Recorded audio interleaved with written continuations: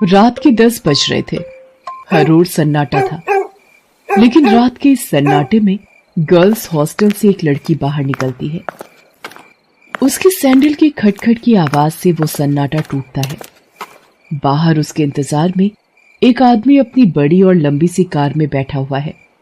वो उसकी कार के पास जाती है और उसके शीशे पर नॉक करती है। शीशा खुलता है।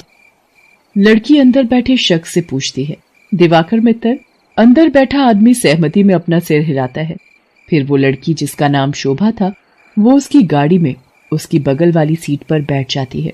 दिवाकर मित्तल उसके चेहरे की ओर मुस्कुराकर देखता है और कहता है, जैसा सुना था वैसी ही हो तुम, बहुत तीखी, लाल मिर्च की तरह। दिवाकर मित्तल के पैर कार के एक्सीलेटर पर जाते हैं और पल भर में कार हवा से बातें करने लगती है। थोड़ी देर बाद वो कार शहर के एक सबसे बड़े 5 स्टार होटल में प्रवेश करती है।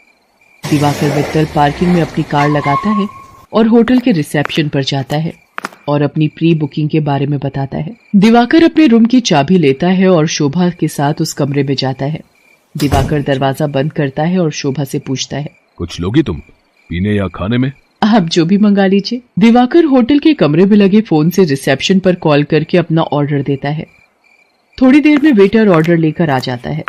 वे दोनों खाने के साथ साथ थोड़ा थोड़ा पीते भी हैं और फिर दिवाकर और शोभा एक दूसरे में खो जाते हैं। सुबह जब शोभा की नींद खुलती है तो दिवाकर वहां नहीं होता है। उसके तकिए के नीचे नोटों की गड्डी रखी होती है। वो गड्डी को उठाती है, फिर होटल के बाहर आती है। बाहर आकर वो एक कैब बुक करती है और उसमें बैठकर गर्ल्स हॉस्टल की ओर निकल जाती है। कैब वाला बीच बीच में उसे घूर कर देखता है तो शोभा को गुस्सा आ जाता है। क्या देख रहे हो? क्या देख रहे हो बार बार पीछे मुड़कर? आगे देखकर गाड़ी चलाओ, नहीं तो अभी तेरी कंपनी में फोन करूंगी, फिर सारा घूरना निकल जाएगा। कैब वाला शोभा की बातों से डर गया। शोभा कैब की खिड़की से बाहर देखती हुई जा रही थी और मन ही मन खुद से बातें कर रही थी। सब कुछ कितना फेक है ना यहाँ, सब कुछ। कौन आदमी कौन सा चेहरा लगाए घूम रहा है, किसी को पता नहीं है। मैं भी तो पिछले कई महीनों से एक नकली चेहरा लगाए घूम रही हूँ। सच कहूं तो घिन आती है मुझे उस चेहरे से, दम घुटता है मेरा। लेकिन अब इस चेहरे के बिना मैं रह भी तो नहीं सकती। ये कहानी है जमालपुर की रहने वाली शोभा की।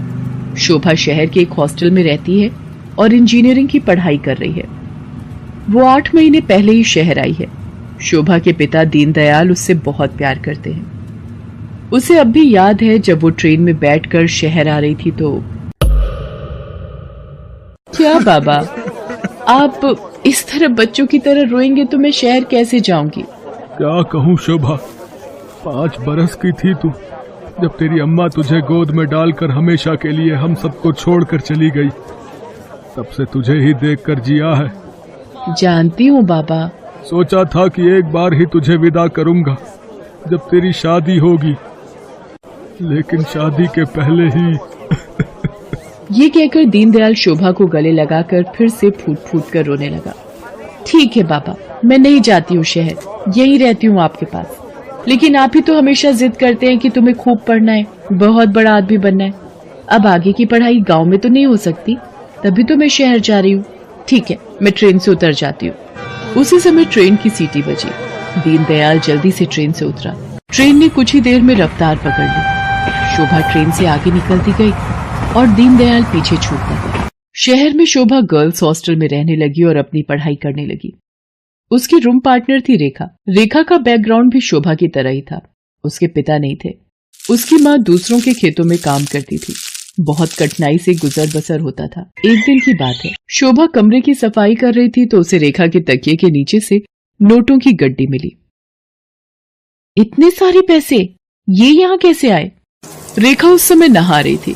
जब वो नहाकर बाहर आई तो शोभा ने उससे पैसों के बारे में पूछा, लेकिन रेखा ने उसकी बात का सही सही कोई जवाब नहीं दिया। आश्चर्य तो हुआ, क्योंकि वे दोनों अच्छे दोस्त थे। कुछ बात तो है जो रेखा मुझसे छिपा रही है, लेकिन क्या? शोभा ने एक बात और नोटिस किया कि हफ्ते में 3-4 दिन रेखा रात को कहीं चली जाती थी और सुबह वापस आती थी। उसने इस बारे में भी रेखा से पूछा तो, तू भी बिना मतलब जासूसी करती रहती है, तू अपने काम से काम रखना। मैं कहाँ जाती हूँ, क्यों जाती हूँ, हर चीज का हिसाब देना जरूरी है क्या? ये जरूरी तो नहीं, लेकिन कल को हॉस्टल की वार्डन को पता लग गया कि तुम रात रात भर बाहर रहती हो तो क्या होगा? तुझे पता है ना वो कितने स्ट्रिक्ट हैं। तो उसकी फिक्र मत कर, मैं संभाल लूंगी उन्हें। धीरे धीरे शोभा ने रेखा की लाइफस्टाइल में बहुत तब्दीली देखी। वो महंगे से महंगे कपड़े और जूते खरीदती, लेटेस्ट मोबाइल फोन रखती, उसका जब जो मन करता वो करती। शोभा उसकी लाइफस्टाइल से बहुत प्रभावित हो गई। शोभा ने बचपन से अब तक गरीबी ही देखी थी, इसलिए उसका भी मन करता कि वो भी नए कपड़े खरीदे, महंगे मोबाइल रखे, उसका जो मन करे वो कर सके। रेखा देख, मैं तुझसे ये नहीं पूछने वाली कि तू ऐसी रईसों वाली लाइफस्टाइल कैसे जीती है, लेकिन मैं भी तेरी तरह जीना चाहती हूँ। मैं तंग आ गई हूँ एक एक पैसे के लिए तरसते हुए। पहले तो रेखा टाल मटोल करती रही, लेकिन फिर उसने सच्चाई बता दी कि वो एक कॉल गर्ल का काम करती है। उसकी बातों को सुनकर शोभा शॉक्ड रह गई और उसने कहा कि अगर ये बात वार्डन को पता लग गई तो बड़ी भोली है रे शोभा। हॉस्टल की वार्डन को सब पता है, वही तो हमें दबाव डालकर भेजती है लोगों के पास। वार्डन की सारी सच्चाई जानकर शोभा एक बार फिर से चौंक गई। रेखा ने उसे ये भी बताया कि हॉस्टल की कुछ और लड़कियां ये काम करती हैं। शोभा को ये सब सुनकर अजीब तो लगा, लेकिन बेहतर लाइफस्टाइल के चक्कर में वो अपने सम्मान का सौदा करने के लिए तैयार हो। मैं इस गंदे दलदल में फंस गई हूँ। हालांकि इस दलदल ने मुझे बहुत सारी वो चीजें दी जिसके लिए मैं तरसती थी, लेकिन मैंने अपनी मासूमियत खो दी है, मैंने अपनी शांति खो दी है, मैंने अपनी पवित्रता खो दी है। बाबा को कितनी उम्मीद थी मुझसे, और मैं क्या करने लगी मैं। शोभा की आंखें भीग गई थी। वो अब ये काम नहीं करना चाहती थी, लेकिन हॉस्टल की वार्डन उस पर बार बार दबाव डाल रही थी। देख शोभा, जल में रहकर मगर से बैर मत कर, और हाँ, ये सती सावित्री बनने का नाटक छोड़ और जो बोलती हूँ वो कर। शोभा ने वार्डन को फिर से इनकार कर दिया। गुस्से में वार्डन ने उससे कहा, देख शोभा, तेरा इनकार तेरे भविष्य के सारे रास्ते बंद कर देगा। मेरी एक शिकायत पर कॉलेज से भी तुझे निकाल दिया जाएगा, और तुझे मैं इतना बदनाम करवा दूंगी कि इस शहर तो क्या, तू कहीं भी किसी को मुंह दिखाने के लायक नहीं रहेगी। शोभा उस रात हॉस्टल से निकली तो जरूर, लेकिन उसने कुछ तय कर लिया था। वो हॉस्टल से निकलकर सीधा पुलिस स्टेशन पहुंची और इंस्पेक्टर नाज़नीन को हॉस्टल और वार्डन की सारी सच्चाई बता दी। शोभा की बात सुनकर नाज़नीन शॉक्ड रह गई। शर्म आ रही है मुझे तुम पर और उन सभी लड़कियों पर जो अच्छी लाइफस्टाइल के चक्कर में शॉर्टकट अपनाती हैं और अपने सम्मान का सौदा करती हैं, और तुम जैसे मासूम लोगों का फायदा तुम्हारी वार्डन जैसे लोग उठाते हैं। मुझसे बहुत बड़ी गलती हो गई इंस्पेक्टर नाज़नीन।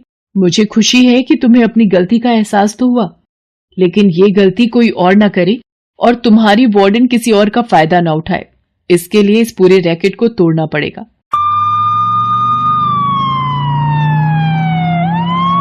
इंस्पेक्टर नाज़नीन ने वार्डन को गिरफ्तार कर लिया और उसे जेल भेज दिया। जिस वार्डन पर लड़कियों की सुरक्षा की जिम्मेदारी थी, वो उनका सौदा करने लगी थी। इस बात को सुनकर पूरा शहर सन्न रह गया। आज शोभा इंजीनियरिंग के लास्ट ईयर में है और वो बहुत ही मेहनत से अपनी पढ़ाई कर रही है। आखिर उसे अपने बाबा का सपना जो पूरा करना है,